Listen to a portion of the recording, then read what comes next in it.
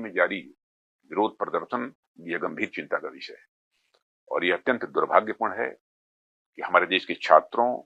और नौजवानों को कुछ लोग अपने राजनीतिक स्वार्थों की पूर्ति के लिए एक राजनीतिक औजार के रूप में इस्तेमाल करने का प्रयास कर रहे हैं।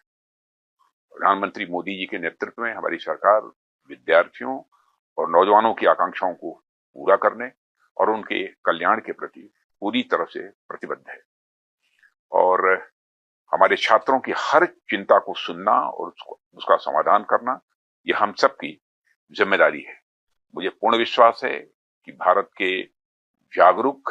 परिपक्व और हमारे विवेकशील नौजवान ऐसे भ्रामक प्रयासों को भली भांति समझते हैं और वे प्रगति, विकास तथा राष्ट्र निर्माण के ही वो मार्ग को चुनेंगे। मैं पूरी तरह से आश्वस्त हूं। हम इस बात के लिए भी पूरी तरह से प्रतिबद्ध हैं कि किसी भी व्यक्ति, विशेषकर हमारे छात्रों और नौजवानों के साथ किसी भी प्रकार का अन्याय न हो और विपक्ष के कुछ नेताओं द्वारा मैन्युफैक्चर्ड एक सेंस ऑफ एंगर, आक्रोश लोगों के अंदर केवल जनता, विशेषकर बच्चों के नौजवानों को भ्रमित करने और गुमराह करने का मैं मानता हूं कि यह असफल प्रयास है।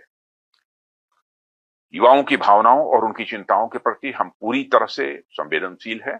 और यह संसद का सत्र इस समय चल रहा है। सरकार ने हर मुद्दे पर सार्थक बहस करने की भी बात की है और कई बार अपनी बात को दोहराया भी है, मगर विपक्ष संसद में नहीं बल्कि सड़क पर मुद्दों का समाधान करने का मैं मानता हूं अनुचित प्रयास कर रहा है